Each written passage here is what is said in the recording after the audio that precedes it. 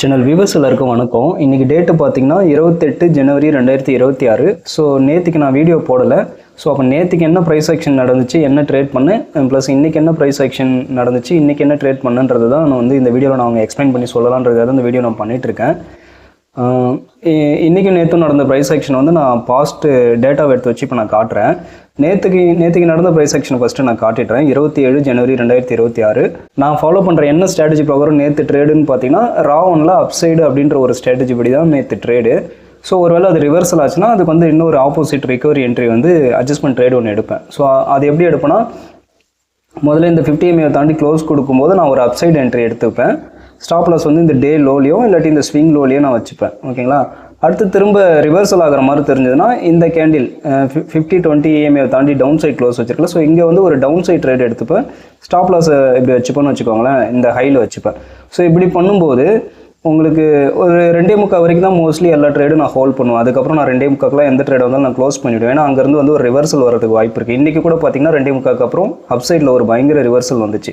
ஓகேங்களா, ஸோ அப்போ 2.25 இந்த ஏரியாவில் நான் ட்ரேடை க்ளோஸ் பண்ணிட்டு இருந்தால் கூட நான் அப்சைடு எடுத்த இந்த ட்ரேடும் எனக்கு வந்து பார்த்திங்கன்னா ப்ரீமியம் டிகேஐ 0 ஆகிடும். அது மாதிரி டவுன் சைடில் எடுத்த இந்த ட்ரேடும் உங்களுக்கு 0 ஆகிடும். ஸோ ரெண்டு ட்ரேடுமே ஸ்டாடல் மாதிரி ரன் ஆகி ரெண்டு பக்கம் நான் எடுத்ததுமே கொஞ்சம் அவுட் ஆஃப் த மணி எடுத்துக்கிட்டேன்னா ஒரு 2 ஸ்ட்ரைக் தள்ளி அவுட் ஆஃப் த மணி 2 ட்ரேடுமே நான் எடுத்தேன்னா ரெண்டுமே 0 ஆகி நல்ல ப்ராஃபிட் கொடுக்கும். ஸோ இதுதான் கான்செப்ட்டு. நேற்றுக்கு நடந்த ப்ரைஸ் ஆக்ஷன் இது தான். அப்சைட் ட்ரேட் ஒன்று எடுக்கணும், இன்னொரு டவுன் சைட் ட்ரேட் எடுக்கணும், ரெண்டுமே கரைஞ்சி 0 ஆகிடும். பட் நேற்று ஏன் என்னால் வந்து அதை எடுக்க முடியலன்னா ஸ்டாப் லாஸ் வந்து ரொம்ப பெருசாக இருந்துச்சு. என்ட்ரிலேருந்து ஸ்டாப் லாஸ் பாயிண்ட்ஸை பார்த்தா 3 மடங்கு இருக்குது. ஆனால் கலெக்ட் பண்ணுற ப்ரீமியம் பார்த்தீங்கன்னா 1 மடங்கு தான் இருக்குது. ஃபார் எக்ஸாம்பிள் இப்போ நான் என்ட்ரி ஆகிற இடம் 50 ரூபானா ஸ்டாப் லாஸ் வந்து 150 ரூபாவில் இருக்குது. ஸோ ரெண்டு ஸ்ட்ராட்டஜி ரெண்டு பக்கமே அதே மாதிரி தான் இருந்துச்சு. ஏன்னா பட்ஜெட் வர்றதுனால மார்க்கெட் வந்து ரொம்ப பெரிய மூமெண்ட்ஸ் வாலட்டிலிட்டியாக கொடுக்கறதுனால ப்ரீமியம் கம்மியாக இருக்குது, ஆனால் மூமெண்ட் அதிகமாக இருக்கிறதுனால நம்மளுக்கு ஸ்டாப் லாஸ் வந்து ஃபேவரபுளாக வர மாட்டேங்குது. ஸோ அதனால் எதுவும் பெருசாக ட்ரேட் எடுத்து பெரிய ப்ராஃபிட் எதுவும் பண்ண முடியல நேற்று. இப்போ நேற்று பார்த்தீங்கன்னா நான் ட்ரேடு எடுத்தேன், பட் எனக்கு அந்த ரிஸ்க் ரிவார்டு வந்து எனக்கு கான்ஃபிடண்ட்டாக இல்லாததால் நான் அந்த ட்ரேடை வந்து நான் க்ளோஸ் பண்ணிட்டேன். ஒரு 3300 ப்ராஃபிட்லேயே வந்து நான் பொசிஷன்ஸ் எல்லாத்தையுமே நான் க்ளோஸ் பண்ணிவிட்டு வெளியே வந்துட்டேன். ஏன்னா மார்க்கெட் ரொம்ப வாலட்டைலாக இருக்குது, ப்ரீமியம் சுத்தமாக இல்லை, ஸ்டாப் லாஸ் ரொம்ப பெருசாக இருக்கிறதுனால ஒரு 3300 பக்கம் ப்ராஃபிட்டில் ரன் ஆகிட்டு இருக்கும்போது நான் க்ளோஸ் பண்ணிவிட்டு நான் வந்துட்டேன். பெருசாக நான் ட்ரேட் பண்ணலை. மண்டே பார்த்தீங்கன்னா நம்மளுக்கு ரிபப்ளிக் டே, அன்றைக்கி வந்து லீவ் தான். நேற்று செவ்வாய்க்கிழமை ஒரு ட்ரேடு எடுத்து அது பெருசாக எனக்கு கான்ஃபிடென்ட் இல்லாததுனால 3300 நான் க்ளோஸ் பண்ணிட்டேன்.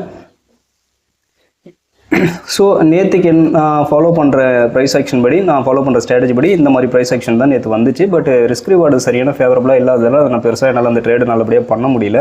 அதனால் சின்ன ப்ராஃபிட்லேயே வெளியே வந்துட்டேன். ஓகேங்களா, ஸோ இன்றைக்கான ப்ரைஸ் ஆக்ஷன் என்னன்றதை நம்ம பார்ப்போம். இன்றைக்கி வந்து நான் ஒரு டவுன் சைட் ட்ரேட் தான் எடுத்திருந்தேன். எனக்கு கிட்டத்தட்ட என்ட்ரியே பார்த்தீங்கன்னா ஒரு 1 மணி பக்கம் தான் வந்துச்சு. 12:54 தான் நான் என்ட்ரி போட்டிருக்கேன். ஒரு 15 லாட் நான் செல் பண்ணேன். டவுன் சைட் ட்ரேட் தான் நான் ஃபாலோ பண்ணுற G1 டவுன் சைடு அப்படின்ற ஒரு ஸ்ட்ராட்டஜி பிரகாரம் ஒரு டவுன் சைட் ட்ரேட் தான் எடுத்தேன். எப்போவுமே நான் பார்த்தீங்கன்னா ஒரு 2.25 அப்புறம் எந்த பொசிஷனும் வச்சிருக்க மாட்டேன். ஒருவேளை 2 மணிக்கு முன்னாடி நான் ட்ரேடு எடுக்கிறேன்னா, கொஞ்சம் ஃபஸ்ட் ஆஃப்லேயே எனக்கு ட்ரேடு வருதுன்னா, 2 மணிக்கு முன்னாடியே ஒரு ட்ரேடு வருதுன்னா அதை வந்து 2.25 நான் முடிச்சிருவேன் மோஸ்ட்லி.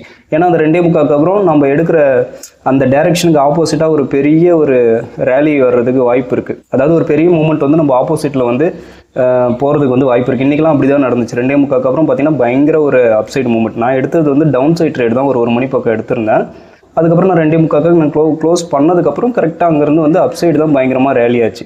ஓகேங்களா, அது ஏன்னா நான் வந்து ஏன் இன்றைக்கி எனக்கு அந்த லாஸ் எதுவும் வரலைன்னா, நான் வந்து எப்பயுமே 2.25 க்ளோஸ் பண்ணிவிடுவேன். ஸோ அந்த ரூலை ஃபாலோ பண்ணதால் எனக்கு லாஸ் எதுவும் கிடையாது. ஒரு 2280 ரூபா வந்து நான் ப்ராஃபிட்டில் தான் இன்றைக்கி நான் முடிஞ்சிச்சு. ஸோ இன்றைக்கி என்ன ப்ரைஸ் ஆக்ஷன் பார்க்குறேன் ட்ரேடுன்றது நான் எக்ஸாம்பிள் பாஸ்ட் டேட்டாவில் இருக்க எக்ஸாம்பிள் சார்ட் எடுத்து வச்சு காட்டுறேன்.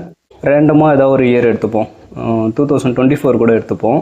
இதில் வந்து நான் ஃபாலோ பண்ணுற ஸ்ட்ராட்டஜி என்னென்னா, இன்றைக்கி வந்து ட்ரேடு என்னென்னா G1ல் டவுன் சைடில் டைப் 1 இதில் இருக்க எக்ஸாம்பிள் சார்ட் எடுத்து வச்சு பார்த்தா தெரியும். சேமாக இன்றைக்கி வந்து ப்ரைஸ் ஆக்ஷன் காட்டும். இங்கே வந்து ப்ரீவியஸ் டே ஐக்கு மேலே ஓப்பன் ஆகிருக்கு.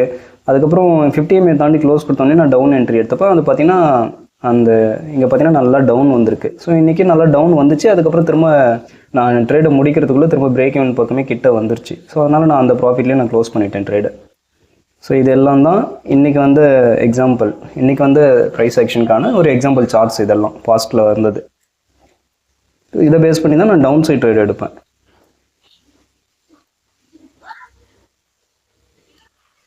ஓகேங்களா, ஸோ அதை பேஸ் பண்ணி தான் இன்றைக்கி டவுன் சைடு எடுத்தேன். பட் அதுவுமே பெருசாக நம்மளுக்கு இன்றைக்கி எதுவும் ப்ராஃபிட் கொடுக்கல. ப்ரீமியம் பெருசாக எதுவும் குறையலை. ஏன்னா நம்மளுக்கு இப்போ பட்ஜெட் நெருங்கிட்டு இருக்கிறதுனால மார்க்கெட் கொஞ்சம் வாலட்டைலாக இருக்குது. இந்த பட்ஜெட்லாம் முடிஞ்சால் தான் கொஞ்சம் அமைதியாகும் மார்க்கெட்டு. விக்ஸும் இப்போ கொஞ்சம் கொஞ்சமாக ரைஸ் ஆகிட்டே வருது. ஓகேங்களா? ஸோ அதனால் வந்து மூமெண்ட் எல்லாம் கொஞ்சம் பெருசாக இருந்தால் தான் விக்ஸ் வந்து ரைஸ் ஆகும். நார்மலாக நிஃப்டி வந்து ஒரு 150 பாயிண்ட் 200 பாயிண்ட் இப்படி தான் சைலண்ட்டாக மூவ் ஆகிட்டு இருக்கும். ஸோ அதில் வந்து செல்லிங் பண்ணுறது ரொம்ப ஈஸியாக இருக்கும். ஆனால் இப்போலாம் பார்த்தீங்கன்னா 200 250 பாயிண்ட்லாம் அசால்ட்டாக மூவ் ஆகுது. ஒரு நாள் ஒரு கேண்டிலுக்கு 60 பாயிண்ட் 80 பாயிண்ட் 100 பாயிண்ட்லாம் அசால்ட்டாக இப்போ மூவ் ஆக ஆரம்பிக்குது. ஸோ இந்த மாதிரி டைமில் மார்க்கெட் ஒரு ஸ்டேஜ்லேருந்து இன்னொரு ஸ்டேஜுக்கு கொஞ்சம் ட்ரான்ஸ்ஃபர்மேஷன் ஆகும்போது கொஞ்சம் நம்மளுக்கு கஷ்டமாக இருக்கும் அந்த டைமில். அதாவது மேனேஜ் பண்ண முடியாதுன்னு இல்லை, ப்ராஃபிட்ஸ் இப்போ போன வாரம்லாம் பார்த்தீங்கன்னா ரெகுலராக டெய்லியும் ப்ராஃபிட் நல்லா வந்துகிட்டே இருந்துச்சு. இந்த வாரம் வந்து கொஞ்சம் ஒன்றும் பெருசாக இல்லை. இதை மாதிரி தான் மார்க்கெட்னா இப்படி தான் இருக்கும். எல்லா டைமும் நம்ம சம்பாதிக்க முடியாது. ஒரு சில நாட்களில் நல்லா சம்பாதிப்போம், ஒரு சில நாட்களில் அப்படியே டல்லாக தான் போயிட்டுருக்கும், ஒன்றும் பெருசாக இருக்காது. ஒரு சில நாட்களில் வந்து ரொம்ப ஒஸ்ட்டாகவும் பண்ணும். ஸோ எல்லாமே இருக்கும். எல்லாத்தையும் நம்ம தாண்டி தொடர்ந்து நம்ம கன்சிஸ்டண்ட்டாக பண்ணிகிட்டே இருந்தால் தான் இங்கே வந்து நம்ம பணம் பண்ண முடியும். ஸோ இது வரைக்குமே நான் நவம்பர் 10th ஸ்டார்ட் பண்ணேன், ட்ரேட் பண்ணேன்.